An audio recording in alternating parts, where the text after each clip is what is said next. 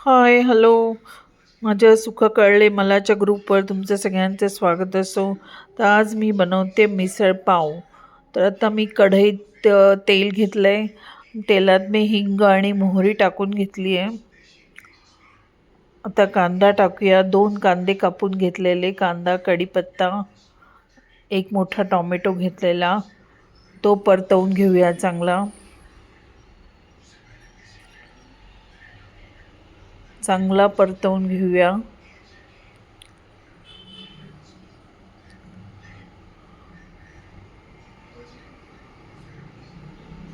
मग ह्याच्यात मी एक एक तिखट आणि 1 चमचा तिखट, 1 चमचा काश्मीरी तिखट आणि अर्धा चमचा हळद, अर्धा चमचा धणे जिऱ्याची पूड असं सगळं टाकून घेतलं आहे.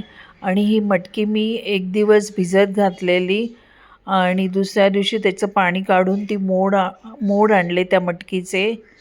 आणि आता ही मटकी घातली. तर ही चांगली त्या कांदा टोमॅटोमध्ये परतवून घेऊया आणि मग त्याच्यात पाणी घालून शिजायला ठेवूया.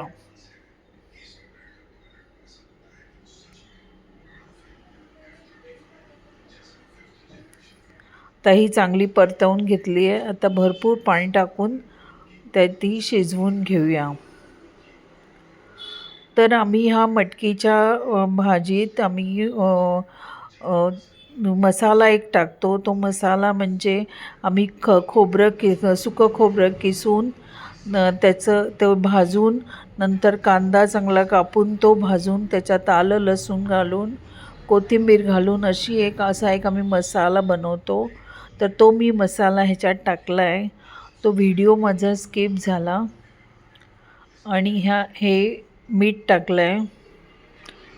तर थोडं दाटसरच करायची आणि ती तरी छान येते वर.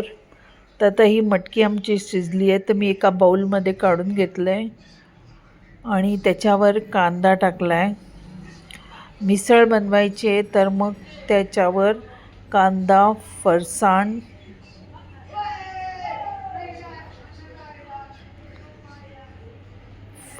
टाकलं आहे.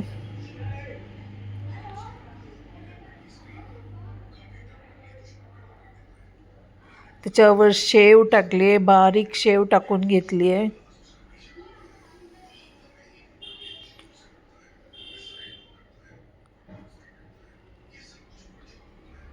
आणि त्याच्यावर चांगलं लिंबू पिळायचं.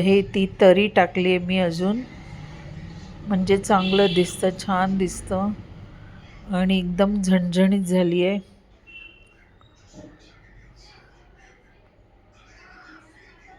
आता ह्याच्यावर लिंबू पिळलं आहे. तर आमची मिसळ रेडी झाली आहे.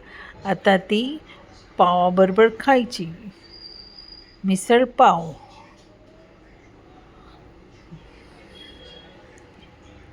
तर असं बुडवून असं घेऊन मस्त खायची. वाव, छान.